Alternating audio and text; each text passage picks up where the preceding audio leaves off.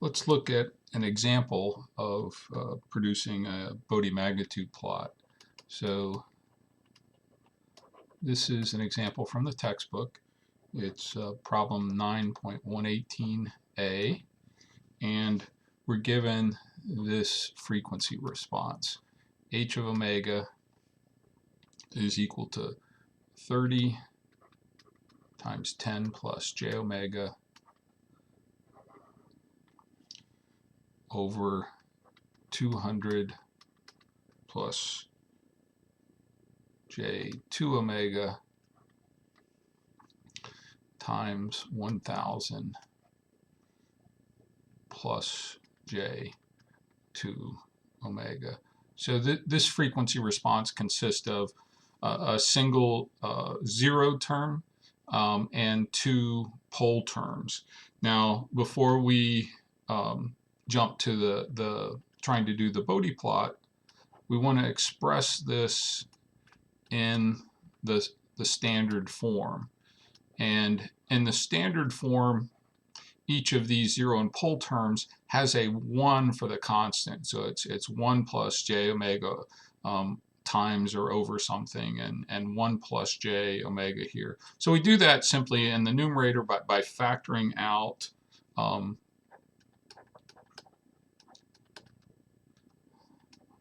the 10. Okay. And then that would leave us with 1 plus j omega over 10. And so the zero frequency in the numerator would be at this frequency of 10. And then in the denominator, similarly, we're going to factor out a 200 and then 1,000. When we factor out the 200 from here, we'll be left with 1 plus j omega over 100. Right, because of the 2 here, we would have had 2 over 200, so that leaves us with just a 100 in the denominator. And similarly here, when we factor out 1,000, we'll have a 1 plus j omega over 500. So as we're doing these plots, it's helpful to identify your poles and zeros and your constant terms. Here we have a constant term now. That's 30 times 10 over 200 times 1,000. Okay. And that's 3 over 2,000.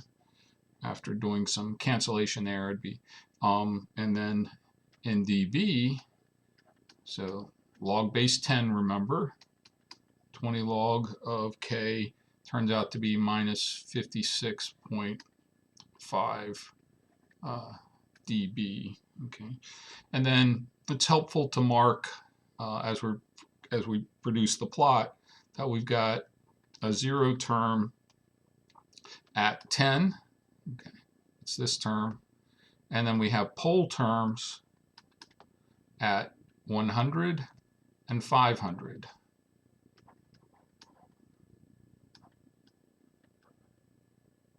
Okay, and then now let me jump over to the Similog paper. So I'm pulling it up here in Paint. Of course, you would you've got your paper, hopefully, that you can use. I did make this image available, so you can do this in Paint and then print it out from here. But again, on the exam, you'd be required to draw it out by hand instead of using this graphical tool. So typically, what I do is maybe just ignore the constant right now. That's going to shift the entire graph up and down, and then concentrate on the zero and pole terms. And then we also have here, let me select the pencil tool. We have frequencies of 10, 100, and 1,000. So I want to put those somewhere in the middle of my graph. So 10, 100, actually I have 10, 100, and 500. So this would be 1,000. Remember the way this is laid out, this is going to be 200, 300, 400, 500 is going to be this frequency right here. Okay. And we're doing these plots now in omega in radians per second instead of in hertz, because it's the omega values that are nice round powers of 10 in this particular problem. And then I'm going to mark off, you know, my 0 dB line here. Maybe make this 20, 40. This would be 20 and 40. Oops, let me erase that. That would not be 40 there. It would be 40 here.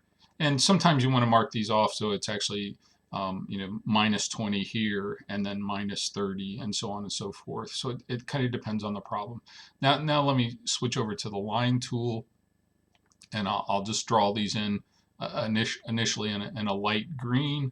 So I've got a my first term is a 0 term at 10. So typically mark those off with, actually let me go back to my pencil, mark those off with a circle. And then when we got a pole at 100, I'll mark that off with an X on my 0 dB line.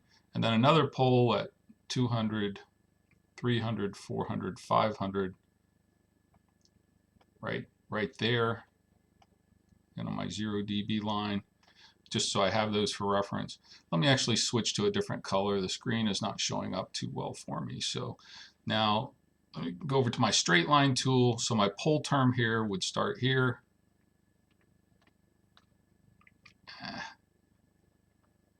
And straight line to there, to my first 0. And then now it's going to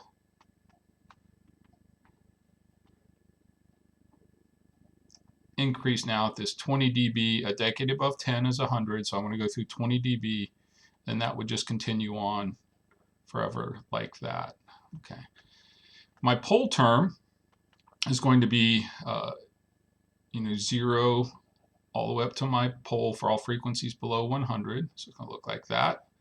And then it's going to go down at a 20 dB per decade rate for all frequencies above the pole. And this would continue to do this forever. Okay. And then I've got another pole term that would be in here like this. That's at 500. And then it now would decrease at a 20 dB per decade rate. So I want to find, well, there's actually two ways I could do this. You know, I could just draw this kind of parallel to the previous line so it has the same rate, or I could find, you know, the 500 again, 200, 300, 400, 500 right there is that point, 20 dB per decade below. I just want to make sure my line goes through that point and continues on as a straight line. So, you know, you can easily do these with a ruler or some sort of straight edge to lay out these lines on your graph paper. Now let me switch over to a different color, because the final step is to actually graphically add these things together. Okay, so for frequencies less than 10, you know, they're all zeros.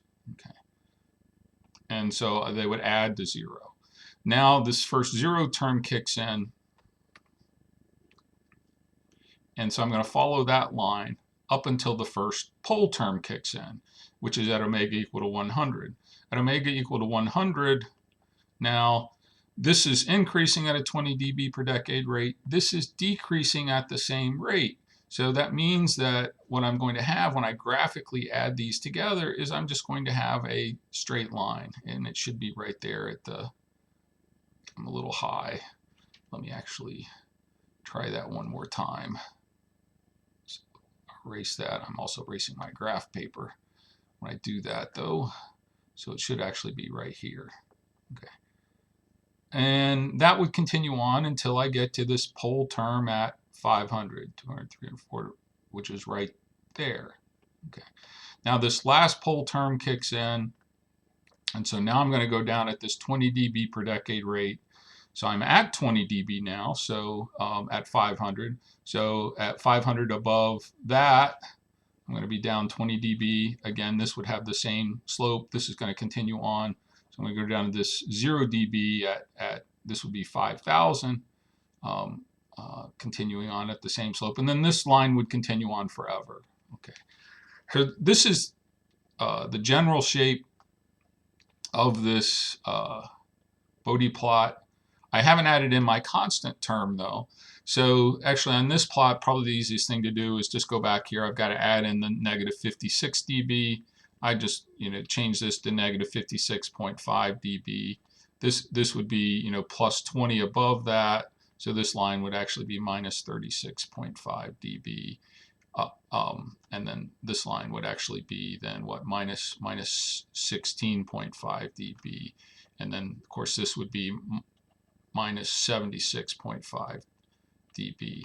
Okay, and then there you have it. The blue line here is actually represents the magnitude plot of this particular frequency response.